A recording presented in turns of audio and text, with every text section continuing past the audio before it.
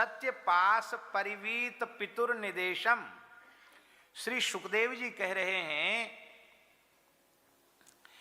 कि यद्यपि पिता ने स्पष्ट निर्देश नहीं दिया, किंतु फिर भी पिताजी के सत्य, क्योंकि पिता सत्य के पास से परिवीत हैं, माने बंधे हुए हैं, तो उनके उस सत्य धर्म की रक्षा करने के लिए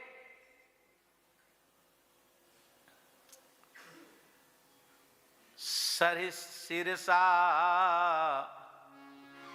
जगहे सवार्य।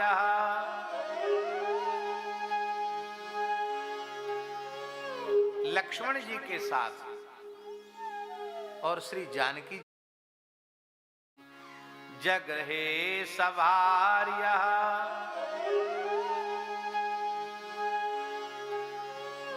लक्ष्मण जी के साथ और श्री जानकी जी के साथ अपने पिता के सत्य की रक्षा करने के लिए जिन्होंने वनवास को स्वीकार कर लिया।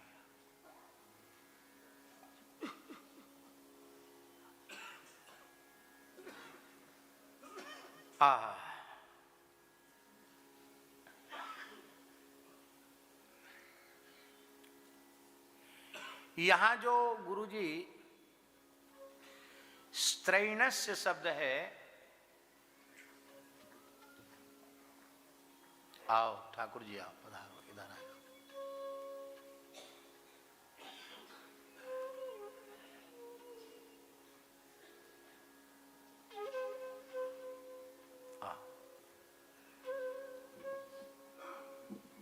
विराज।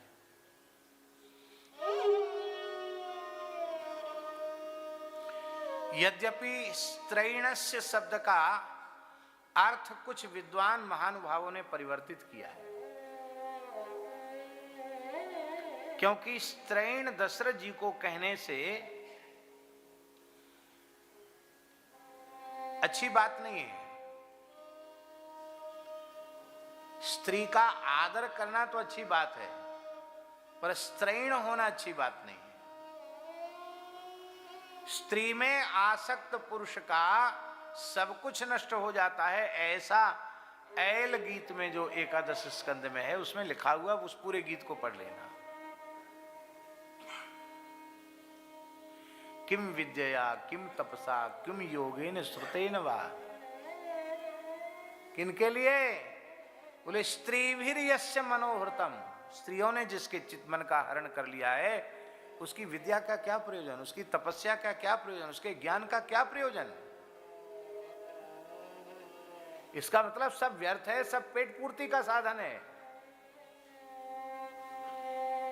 और जिन दशरथ जी को वेदो दशरथो नृपक कहा जाए,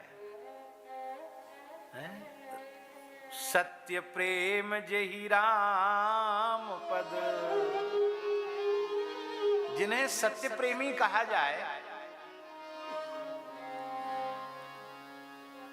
और जिस हृदय में श्री राम प्रेम होगा उसमें काम होगा, तो काम होगा तो स्त्रैणत्व होगा, होगा। काम नहीं होगा तो स्त्रैण कैसे होगा? जहां राम तहाँ काम नहीं, जहां काम तहाँ राम, तुलसी कबहू की रही सके, रवि रजनी एक ठाम।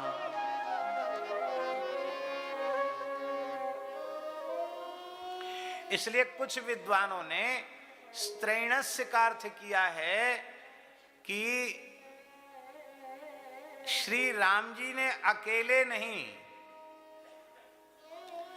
लक्ष्मण जी और श्री जानकी जी के सहित अपने पिता की आज्ञा को, धर्म की रक्षा के लिए वन में प्रस्थान किया। स्त्रैण इसका अर्थ यह अर्थ किया कुछ विद्वानों ने।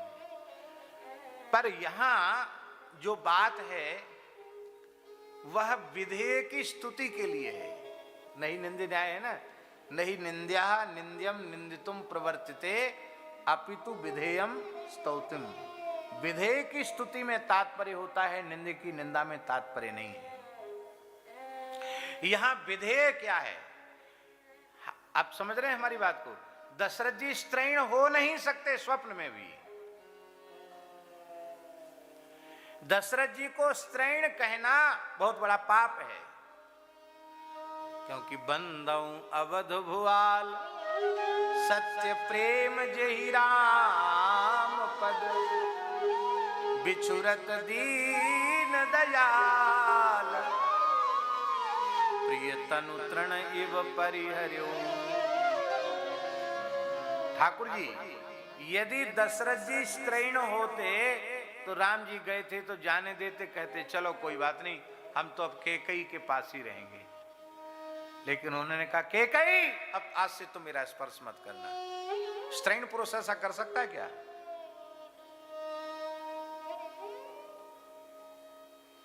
उत्तान पाद ने अपने आप को स्त्रैण कहा, उसमें उनमें ही दोष दिखाई पड़ता है कि अपने ज्येष्ठ पुत्र ध्रुव का तिरस्कार उनकी पत्नी कर रही है, पर उन्होंने कुछ भी नहीं कहा, क्योंकि उनका ओज तेज सब विवेक नष्ट हो गया है। और स्वयं उन्होंने इस बात को स्वीकार किया है कि मुझ स्त्रैण दुरात्मा ने अपने पुत्र को बन जाते हुए नहीं रोका। भागवत जी में लिखा है मूल में। पर दशरथ जी स्त्रैण नहीं है। दशरथ जी तो परम श्री राम प्रेमी हैं, पर लोक की दृष्टि प्रायः स्थूल ही होती है, सूक्ष्म नहीं होती, क्योंकि व्यक्ति दूसरे के बारे में वही विचार करता है जैसी उसकी मानसिकता होती है, मोटा ही मोटा विचार करता है। इसकी क्रिया का सूक्ष्म अभिप्राय क्या है वो विचार करने की उसको आवश्यकता ही नहीं।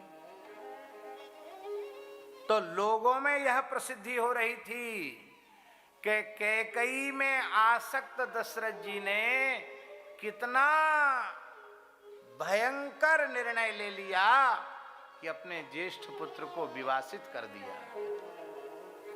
तो लोक में लोग कह रहे थे कि दशरथ जी ने अपनी स्त्री के में आसक्त होकर ऐसा काम किया। और स्त्रैण पुरुष की बात नहीं माननी चाहिए, फिर भी राम जी ने मानी। तो यह स्त्रैण का अर्थ क्या है? इसका अर्थ है कि संसार ने भले ही उस काल में राम जी के प्रेम के ही कारण से ही, पर उन्होंने दशरथ जी को स्त्रैण माना कि दशरथ जी ने ठीक नहीं किया, कैकेयी की बातों में आकर राम जी को वनवास देना स्वीकार कर लिया। ये लोक में ऐसी प्रसिद्धि हुई।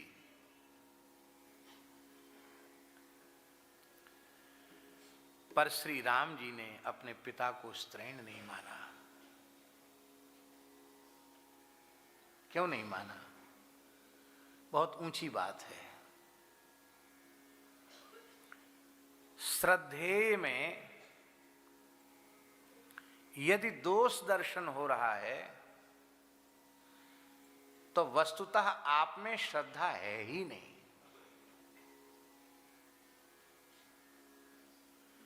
आप श्रद्धा का अभिनय कर रहे हैं, आप में श्रद्धा नहीं है।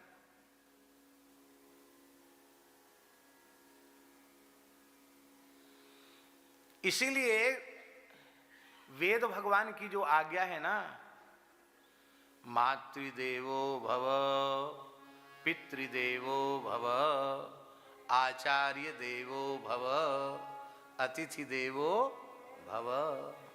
इसका अर्थ क्या है?